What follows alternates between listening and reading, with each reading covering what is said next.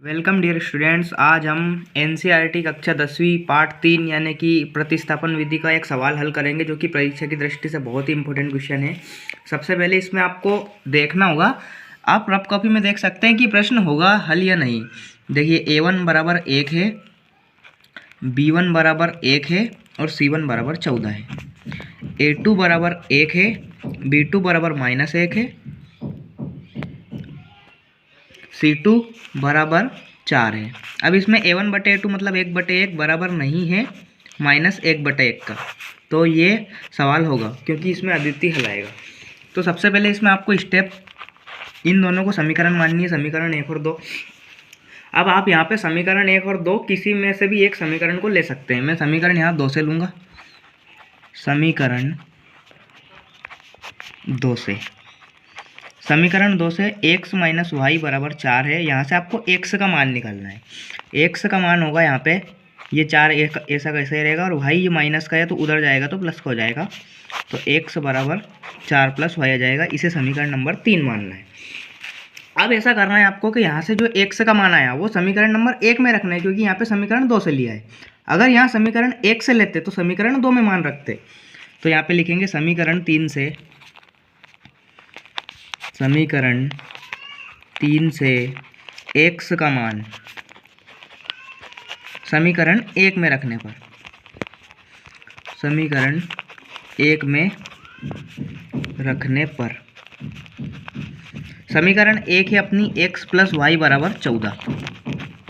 ये अब x + y बराबर 14 है, तो इसमें x का मान रखेंगे। x का मान है 4 + y और प्लस y बराबर 14। ये 4 ऐसा कैसा ही y और y 2y हो जाएगा, बराबर 14 आ जाएगा। ये 4 जो संख्या है उधर जाएगी, तो 2y बराबर 14 - 4, 2y बराबर 14 में से 4 जाएगा तो 10, y बराबर 10/2, यानी कि y बराबर आंसर आ जाएगा अपना 5।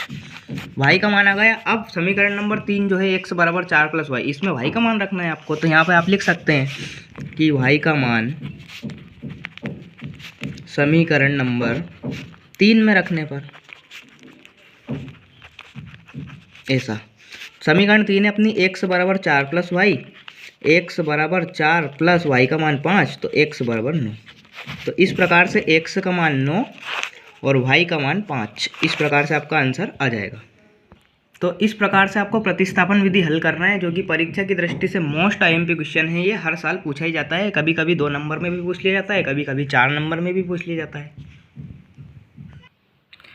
इसी प्रकार मैंने प्रश्नावली 3.3 का तीसरे का एक पहला सवाल लिया है, जो कि एमपी बोर्ड 2022 में पूछा गया था, 4 नंबर में पूछा गया था। ये बहुत सिंपल सवाल है।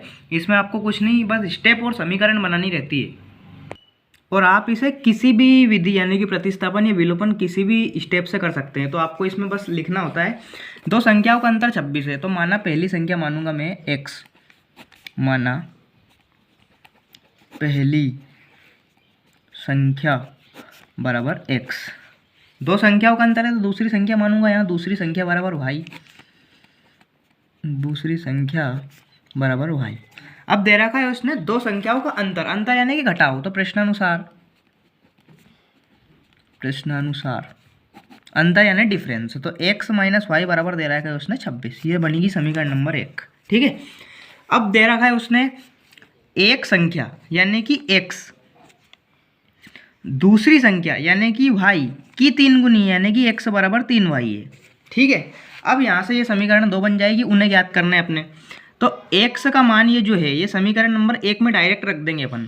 तो यहाँ पे लिखेंगे समीकरण 2 से x का मान समीकरण 1 में रखने पर, ठीक है। तो समीकरण 1 है अपनी x - y बराबर 26। x का मान है यहाँ पे 3y - y बराबर 26। यहाँ पे 3y में से y जाएगा तो 2y बच जाएगा, बराबर 26। y बराबर 26/2, तो y बराबर ये 13 आ जाएगा। ये तो आई दूसरी संख्या। अब पहली संख्या के लिए समीकरण नंबर 2 में y का मान रखना है, समीकरण 2 में y का मान। ठीक है। समीकरण 2 है अपनी x बराबर 3y, तो x बराबर y का मान आया 13, तो 3 × 13 तो एक्स का मान आ जाएगा 39। अब आप इसको देख भी सकते हैं, जैसे कि दो संख्याओं का अंतर 26 है, यानी कि एक्स और वाई, यानी कि एक्स का मान आया 39, 39 में से 13 घटाएंगे तो 26 आएगा, बिल्कुल सही है। एक संख्या दूसरी संख्या की 3 गुनी है, यानी कि एक्स का मान है 39 और वाई का मान है 13, तो 13 से 39 ही तो होता है। तो इस प्रकार आप चेक भी कर सकते हैं, आपका आंसर बहुत ही सिंपल तरीके से आ सकता है। और ये प्रश्न पूछे जाते हैं तो आप आगे की प्रश्नावली की हल कीजिए और मिलते हैं नेक्स्ट वीडियो में। तब तक के लिए जय हिंद, वंदे मातरम।